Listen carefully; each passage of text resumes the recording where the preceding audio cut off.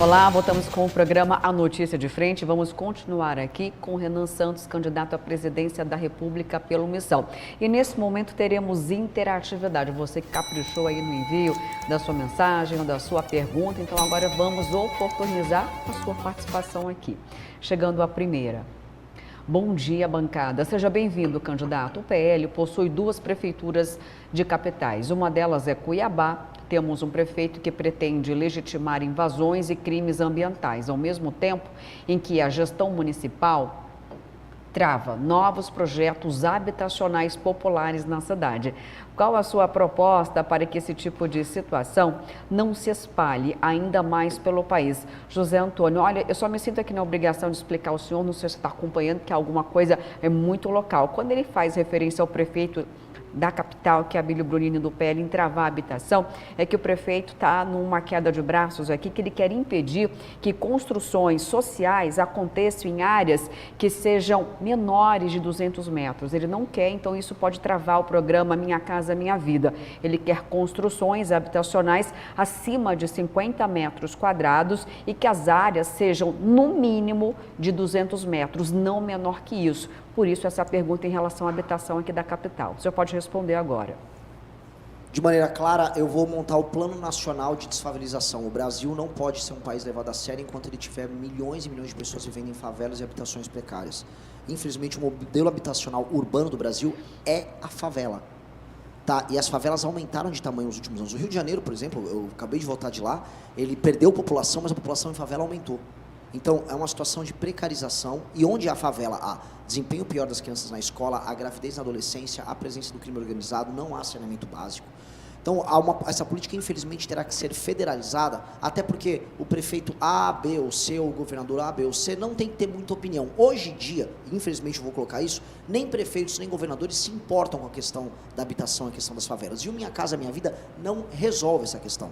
Nós vamos ter que resolver um problema básico do Brasil, que é a capacidade de investimento. Nós vamos utilizar o modelo do leilão reverso, vamos trabalhar com leilão reverso, com cessão de direito e título de propriedade e um modelo de financiamento bem agressivo para permitir que a gente entre nas áreas das favelas, destrua o crime organizado lá existente, transforme isso em bairro, haja um financiamento e eduque as pessoas a preservar aquele bairro, com punições graves para as pessoas que refavelizem ou tentem refavelizar um lugar que seja alvo do investimento do Estado. A gente pretende em 10 anos eliminar essa possibilidade de favela e isso vem junto com o Estatuto da Desfavelização, em que vai criminalizar de maneira muito aguda toda tentativa de invasão de terreno público ou privado para criar uma nova favela, que é o que esses movimentos de moradia hoje fazem. Eles vão criando uma espécie de novo modelo de ocupação urbana criminosa, utilizando pessoas que são os seus grileiros, que tomam aquela área e ficam lutando para ter um programa habitacional que depois é revendido de maneira clandestina. Isso vai acabar no nosso governo.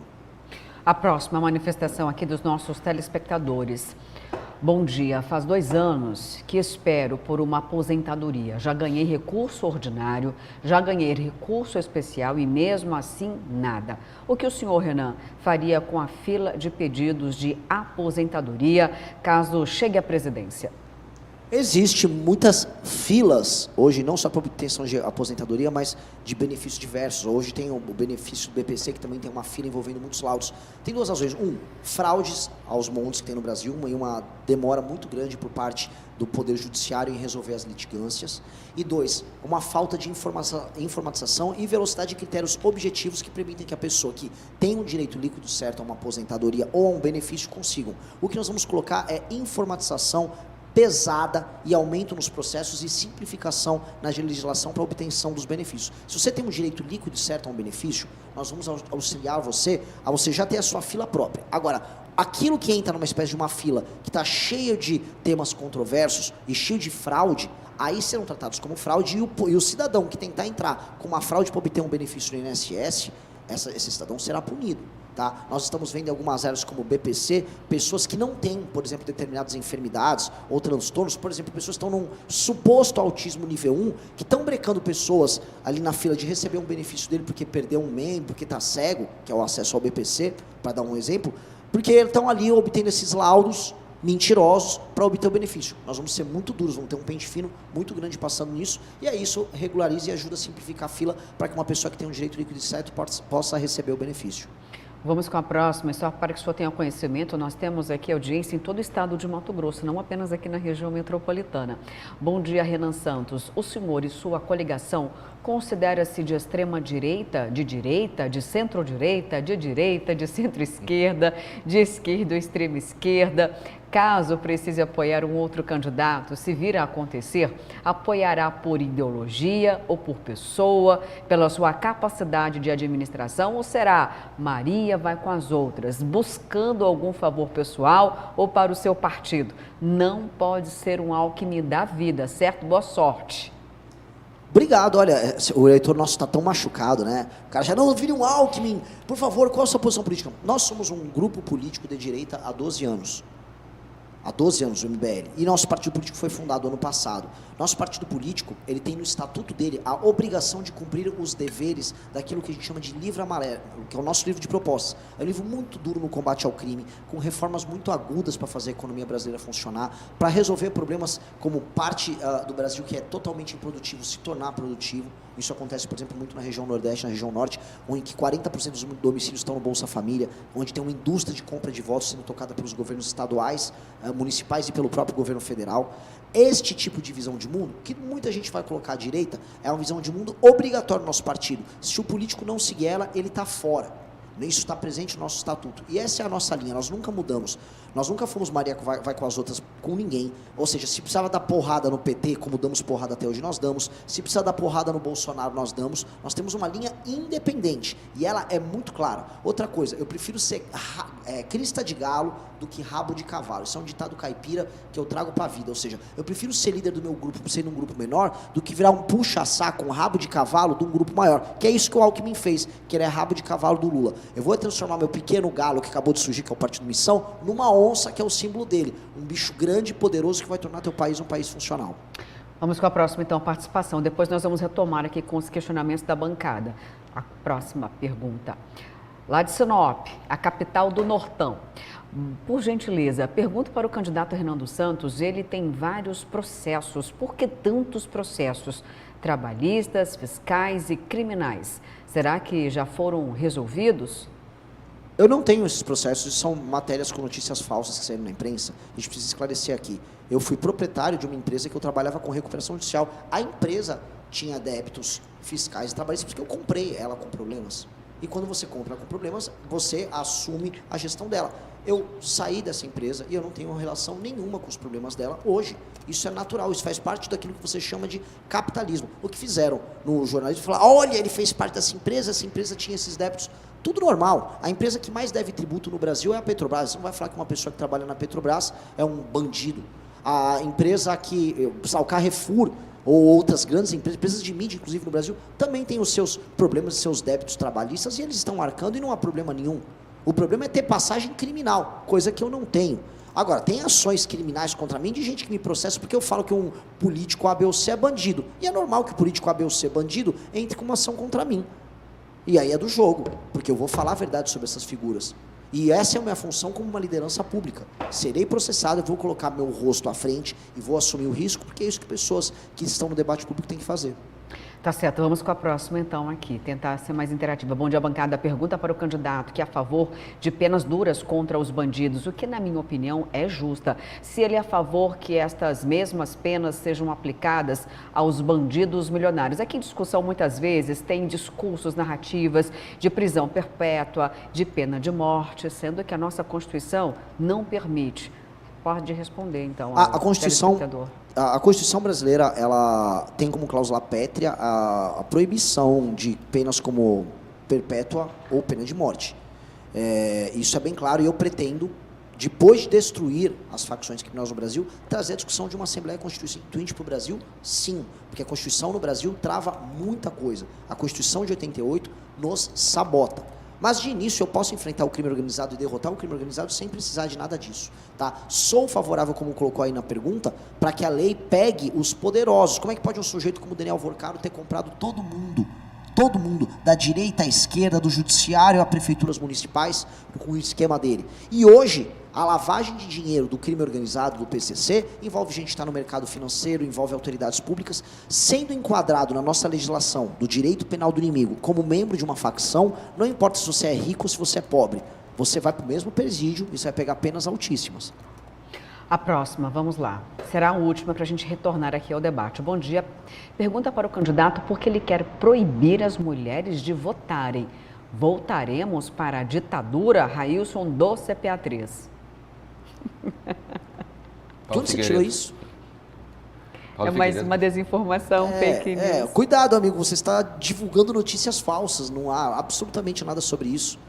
Quem falou disso foi um cara que apoiava o Flávio Bolsonaro, o Paulo Figueiredo. Acho que você está confundindo o pré-candidato aí. Com certeza. Acredito que a gente até oportunizou para que o senhor possa responder, porque nesse momento da era da desinformação, as redes sociais elas são utilizadas para propagar esse tipo de manifestação. E é importante que o senhor possa estar aqui esclarecendo esses fatos. Agora nós vamos retomar aqui com as discussões da bancada. Daniel Petengil, fique à vontade. Vamos lá, candidato. Como que o senhor pretende lidar com as políticas de transferência de renda? Nós moramos aí num país considerado bastante desigual e nenhum governo ousou ali mexer, por exemplo, no Bolsa Família, etc. Como o senhor pretende lidar com isso? Manter o Bolsa Família, o Farmácia Popular, esses outros programas que foram criados agora, Pé de Meia? Como que o senhor vê essa situação toda para diminuir a desigualdade social no país? E, por exemplo, já emendando uma segunda pergunta, o financiamento do Estado em relação à saúde pública e educação pública. Como o senhor pretende lidar com tudo isso? A diferença do remédio para o veneno é a dose. Certas políticas sociais que ajudam pessoas que estão na pobreza extrema a não morrer de fome são úteis. Eu concordo com a política do Bolsa Família, especialmente ao rodar o Brasil e visitar municípios em que há pobreza extrema e sequer há atividade econômica para as pessoas poderem, vamos dizer, ter uma alternativa. Este é um problema real e eu sou favorável a uma política como o Bolsa Família nesses casos. O problema é a dose. Hoje, vou dar um exemplo só da região Nordeste, 40% dos domicílios estão no Bolsa Família. Políticas, aí vou para outra, políticas como o Pé de Meia, em que você dá um dinheiro para um estudante só por ele ter presença, sou contra e eu vou acabar. Se você está me ouvindo aí, eu vou acabar com o Pé de Meia, vou fazer uma coisa muito melhor. O garoto ou a menina no colégio que tiver nota alta nos provões federais que nós vamos fazer, ele e a família dele vão receber um prêmio em dinheiro. O diretor da escola que tiver melhor desempenho e os professores que tiverem melhor desempenho vão receber um bônus. E não vou ter um pé de meia, porque aí eu não estou beneficiando nada.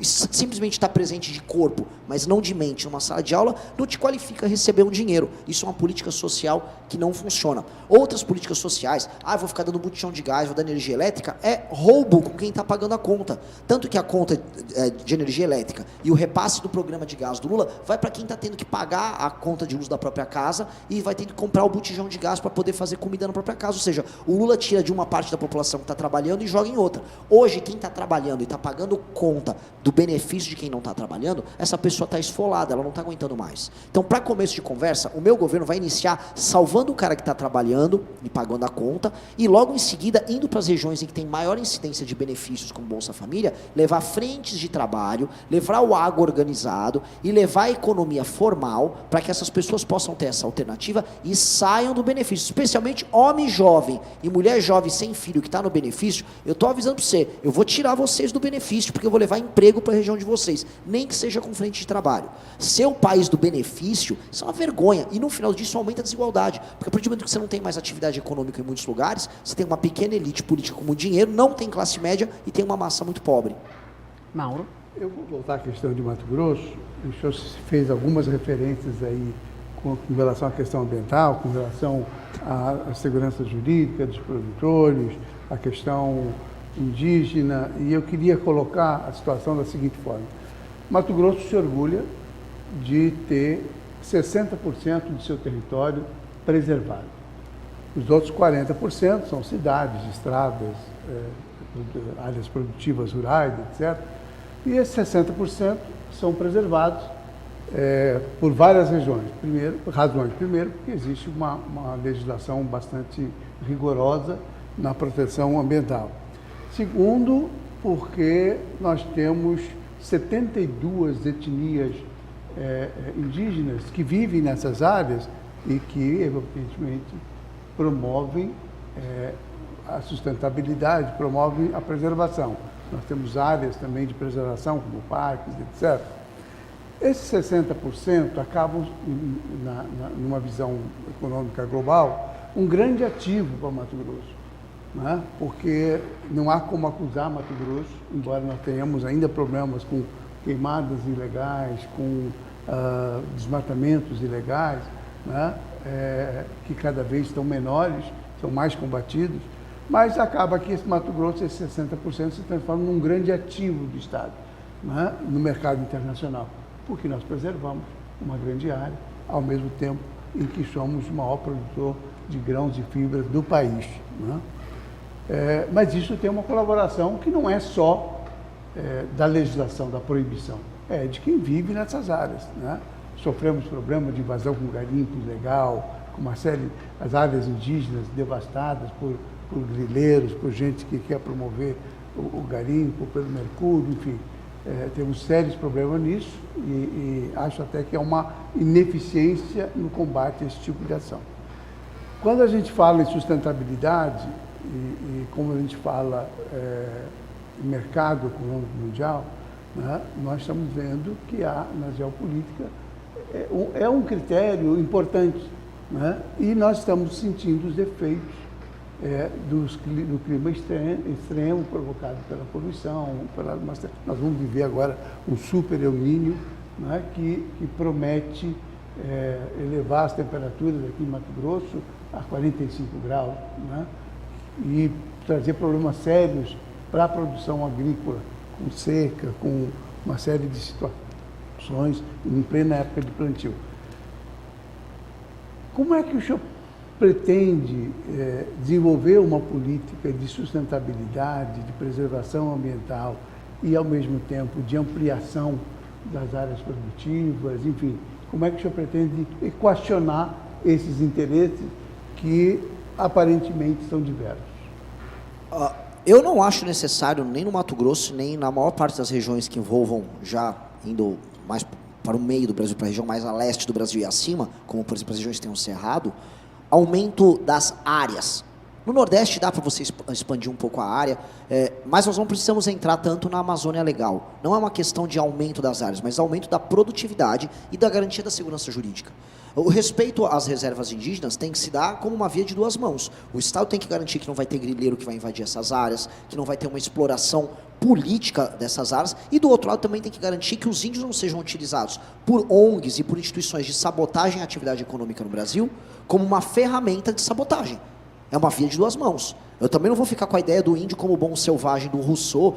O índio está lá preservando... Não, o índio é um ser humano como todo mundo, que tem interesses mais diversos, interesses econômicos. E se tiver um interesse econômico numa exploração legal e correta da área dele, preservando aquilo que a gente chama de legislação ambiental, tá tudo bem. Ficaremos felizes com isso. Nós seremos parceiros das comunidades indígenas que queiram ter uma atividade produtiva e funcional. E para a comunidade indígena que quer apenas preservar a sua área, vamos protegê-los de que não haja grileiro e que não haja nenhum tipo de invasão que invada, inclusive, a manutenção da sua cultura original.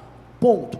Agora, o uso deles, isso eu tenho que ser muito claro, o uso de comunidades indígenas como instrumento de sabotagem institucional à infraestrutura e ao direito de propriedade no Brasil tem que acabar. Essa insegurança jurídica está fazendo com que regiões como a do Pará, por exemplo, para não ficar só no Mato Grosso, porque também acontece no Mato Grosso, no Pará, não ande, o Pará está interditado, o Pará está sabotado. Para te dar um exemplo que é quase anedótico, a Cargill, lá em Santarém, foi invadida por uma tribo indígena que desapareceu no século XVIII, e aí um antropólogo redescobriu eles nos anos 90, e aí eles invadiram a Cargill porque eles disseram que são contra uma hidrovia. Ninguém ali era índio. Isso é apenas um uso extensivo de uma legislação que a gente tem, que é draconiana, para fazer um impedimento. Então, ao não saber conciliar as duas coisas, fica ruim para todo mundo, porque a grilagem continua acontecendo, porque não tem lei e ordem, o crime ambiental continua acontecendo, porque não tem lei e ordem, e do outro lado, o direito de propriedade e o funcionamento da infraestrutura não conhece. Nós precisamos impor lei e ordem, acabar com idealizações para ambos os lados e permitir que quem produzir dentro da lei trabalhe dentro da lei numa boa, que é o produtor, e que o índio tenha essas duas modalidades. Quer viver como uma população originária, num modo de vida antigo na sua reserva? Viva. Quer trabalhar de maneira produtiva em parceria com a iniciativa privada? Trabalhe. É isso que o Estado brasileiro tem que fazer. A gente está chegando já na parte final desta entrevista, mas eu não posso deixar de perguntar. O Brasil, nós temos 158 milhões de eleitores Dizem que a terceira via é sempre uma utopia, que é impossível furar a bolha da polarização. Só que o senhor conseguiu um feito, por exemplo, nas pesquisas o senhor aparece em primeira posição, superando até mesmo 2 governadores, Caiado de Goiás e também Romeu Zema de Minas Gerais. O senhor vai ter pouquíssimo tempo, né, na propaganda, se é que vai ter tempo, vai dizer o quê com alguns poucos segundos e no debate. O senhor acredita que seja possível, de fato, romper com essa polarização ou não? Onde eu rodo no Brasil, seja em regiões em que o Lula é muito votado, seja em regiões em que o Jair Bolsonaro foi muito votado, há um cansaço com ambos. No Maranhão, o eleitor do Lula está cansado do Lula. Eu fui em Santa Catarina, estive em Goiás agora, que é uma região em que o Bolsonaro foi muito votado, e eu vejo o mesmo cansaço. Por que o cansaço? Imagina uma pessoa bolsonarista ter que defender o envolvimento do Flávio Bolsonaro com o Daniel Vorcaro, ter que defender o envolvimento dele com o Bacelar e o Comando Vermelho lá no Rio. E os lulistas? Lula prometeu comida, picanha, prosperidade e entregou crime organizado e pobreza nessas mesmas regiões. Ninguém está animado. Então, ao haver falta de energia do outro lado, a gente começa a ter uma resposta. Por isso que entre os mais jovens, que são os que mais me conhecem, público de 16 a 24 anos, eu já estou em primeiro.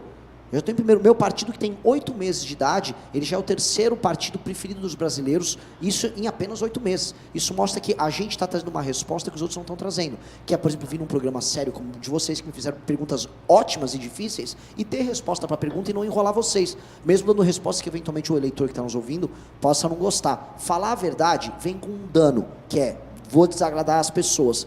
Mas falar a verdade também vem com uma libertação, que a pessoa entender que mesmo quando ela discorda de você, ela sabe que você não está mentindo para ela. E isso pode quebrar esse jogo. Bom, o senhor tem 2 minutinhos para falar um pouco quem é Renan Santos. Meu amigo, minha amiga que está em casa nos assistindo. Renan Santos é um homem de 42 anos, nascido em São Paulo. Sempre fui um grande aluno na escola. Minha mãe dava as famosas palmadas se eu tirava nota baixa. Passei na melhor faculdade de Direito do Brasil. Estudei, comecei a fazer política ali. Me tornei uma liderança ainda muito jovem. Dali eu comecei a trabalhar. Trabalhei com recuperação de empresa. Vi a dor do pequeno empresário brasileiro. Vi a dor que é trabalhar e produzir no Brasil. Até que eu retorno para a política, crio o Movimento Brasil Livre. Organizamos as maiores manifestações da nossa história e derrubamos o governo Dilma nas ruas e no Congresso. Hoje eu montei um partido político para que a minha geração possa poder participar, sentar na mesa e discutir os temas fundamentais do Brasil. Sou um sonhador, quero destruir o crime organizado e eu acho, de maneira muito contrária ao que todo mundo sente, que o Brasil é um país que pode ser glorioso. O seu futuro pode ser glorioso. E quando eu chamo glorioso, o Brasil tem tudo para ser uma das 5 maiores nações do mundo. Brasil, China, Rússia, Estados Unidos e Índia tem que estar sentado na mesa discutindo o que importa. Terras raras, mísseis nucleares, conquista do espaço, inteligência artificial. A gente não acredita nisso porque hoje a gente foi levado a crer que nosso país é uma porcaria. Porque nossas lideranças são uma porcaria. Com boas lideranças e com os bons sonhos e com o bom trabalho, a gente transforma esse sonho que eu estou falando aqui em realidade, e a tua vida vai melhorar muito. Você vai poder sair de casa para trabalhar sem ser roubado, você vai pagar imposto justo, você vai conseguir trabalhar e ser feliz, você vai ser respeitado nos teus valores.